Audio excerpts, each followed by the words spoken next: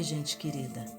Nós estamos na série Sabedorias de Salomão, no livro de Eclesiastes. Andaremos com ele e seremos edificados. Eu sou a Silvia Galileu e te convido para ser exposto à palavra de Deus.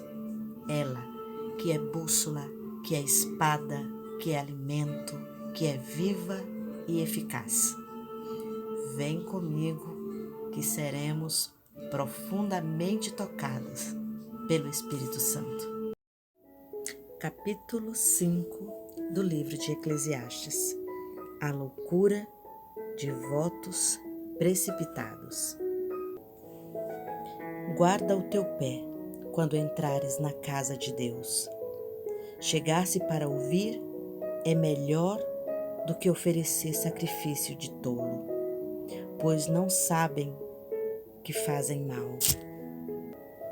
Não te precipites com a tua boca, nem o teu coração se apresse a pronunciar palavra alguma diante de Deus, porque Deus está nos céus e tu na terra. Portanto, sejam poucas tuas palavras, porque dos muitos trabalhos vêm os sonhos, e do muito falar, palavras sem entendimento. Quando a Deus fizer um voto, não tardes em cumpri-lo, porque não se agrada de tolos. Cumpre o voto que fazes.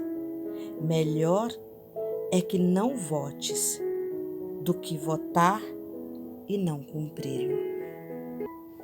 Não consintas que a tua boca te faça culpado, nem digas diante do mensageiro de Deus que foi na advertência.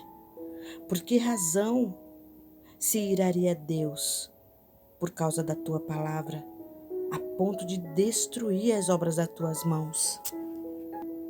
Porque, como na multidão dos sonhos há vaidade, assim também nas muitas palavras. Tu, porém, teme a Deus.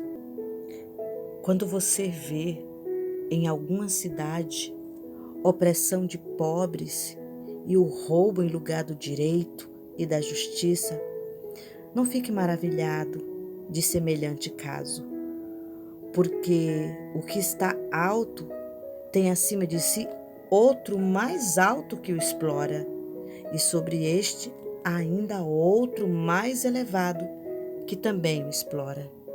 O proveito da terra é para todos, até o rei se serve do campo.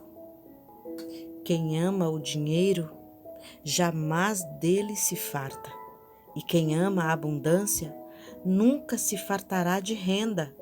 Também isto é vaidade. Onde os bens se multiplicam, também se multiplicam os que deles comem. Que mais proveito, pois, têm os seus donos do que os verem com os seus próprios olhos?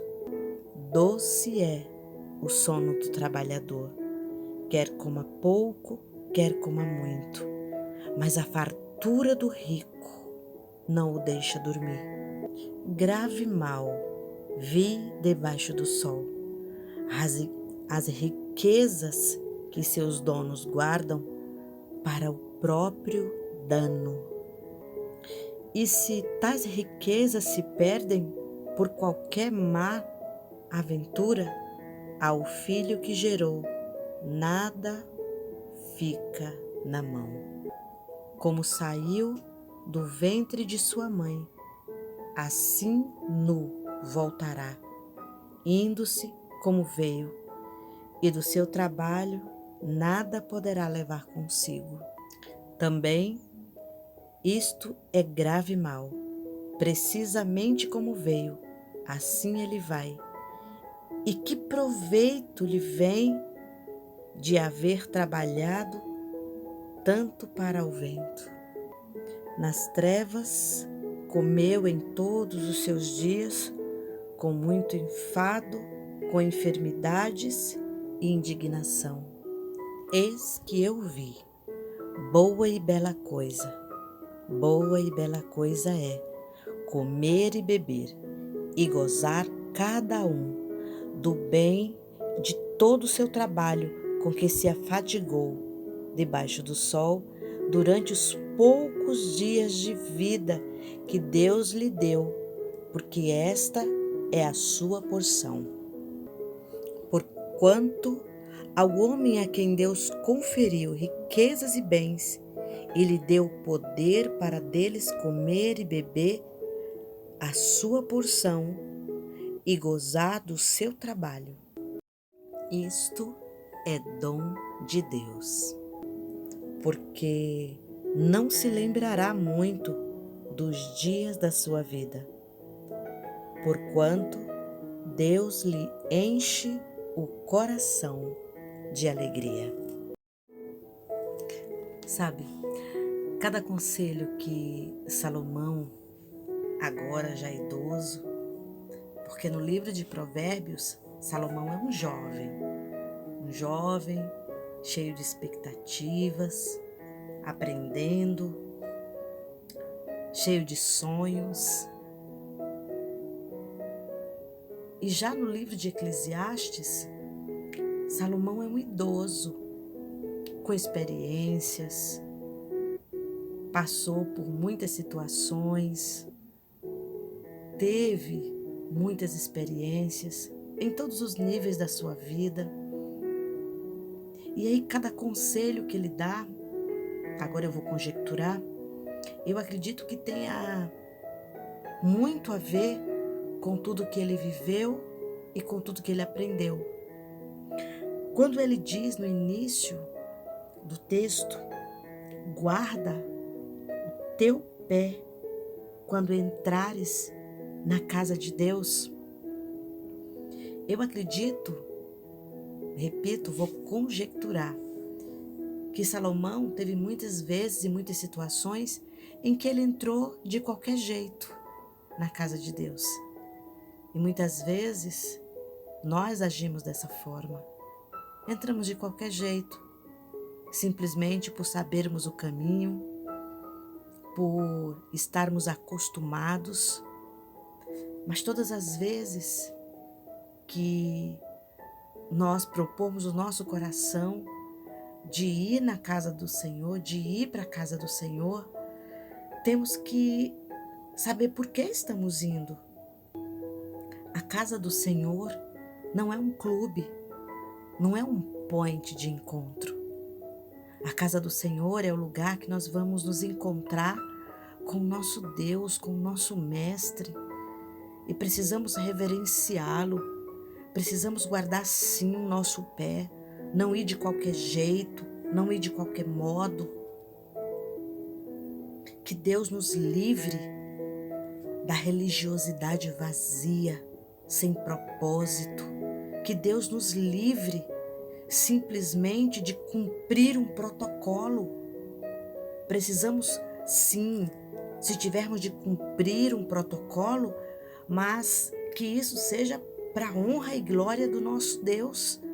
Cumprir o protocolo consciente, prestar a Ele um culto racional, inteligente, ir para a casa do Senhor para nos encontrarmos com Ele, não para fazermos orações repetidas, nem vãs, mas para nos expressarmos diante dEle com toda a sinceridade do nosso coração. No versículo 2 desse texto que nós lemos, manda com que prestemos atenção. Não te precipites com a tua boca em fazer nenhum voto ao Senhor. Não se precipite. Não faça um voto a Deus sem a intenção sincera de cumprir este voto. Simplesmente por um interesse vazio, simplesmente por um interesse egoísta. Deus não resiste a um coração contrito e quebrantado. Deus dá graça aos humildes Dar graça é Deus dar muito mais do que ele merece.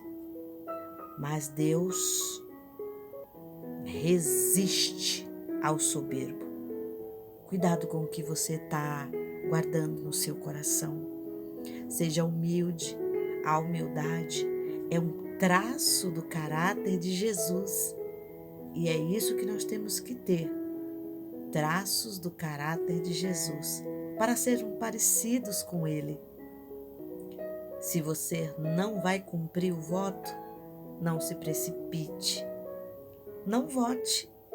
No versículo 5, diz que é melhor que você não vote do que você votar e não cumprir. Seja sábio. No versículo 7, o sábio e velho Salomão, ele dá o melhor conselho. Teme a Deus. Teme a Deus. O temor ao Senhor é o princípio da sabedoria. Sabedoria, o que faz a diferença na nossa vida, na nossa caminhada, na nossa trajetória. Não faça das coisas terrenas o alvo principal da sua vida, porque tudo que é terreno, riquezas, dinheiro, posição, é tudo efêmero, transitório. Nossa vida nesta terra é como um conto ligeiro, um conto rápido, um cordel rápido que logo passa. Pense nas coisas do alto, invista nas coisas do alto. Aí sim, a eternidade é o nosso alvo principal. O nosso alvo primeiro, a eternidade. Como a eternidade é o nosso alvo principal, precisamos entender que como também a nossa vida nessa terra é como um conto ligeiro, não podemos colocar todas as nossas fichas em simplesmente cumprir um propósito terreno e tudo se acabar. Sabemos que não é assim. Sabemos que logo nos encontraremos com o nosso Mestre. E o que fizemos nessa terra vai fazer diferença diante dele. No versículo 20 desse texto que nós lemos, diz assim: porque não se lembrarás muito dos dias da tua vida, porquanto Deus lhe enche o coração de alegria. Na eternidade não nos lembraremos e Ele encherá a nossa vida de alegria. Por isso, pense nas coisas do alto. Não estou dizendo para você deixar de viver, deixar de correr atrás dos seus propósitos, dos seus sonhos, estudar, trabalhar, realizar, conquistar. Faça tudo isso. Mas não esqueça que o melhor está por vir. O melhor é na eternidade, onde o nosso amado Mestre encherá o nosso coração de alegria e não lembraremos mais das dores, das decepções. O nosso coração estará cheio de alegria. E enquanto estivermos nessa terra, vamos correr atrás dos nossos sonhos, vamos lutar, vamos conquistar e esperar no Senhor, porque grandes coisas o Senhor realizará na nossa vida, porque Ele sim pode realizar. Com uma só palavra, Ele criou tudo. Eu costumo dizer que a matéria-prima preferida de Deus é a nossa impossibilidade. É quando nós não temos, não conseguimos, não conquistamos, e aí colocamos na mão dele o quê? Nada, o nosso nada. E do nada ele faz tudo. Lá no livro de Jeremias tem uma palavra que eu amo. Jeremias capítulo 29, versículo 11. Eu é que sei que pensamento tenho ao teu respeito, pensamento de paz e não de mal, para dar o fim que você deseja. O Senhor quer te dar o fim que você deseja. E no fim, Ele quer te dar a eternidade, que é muito melhor.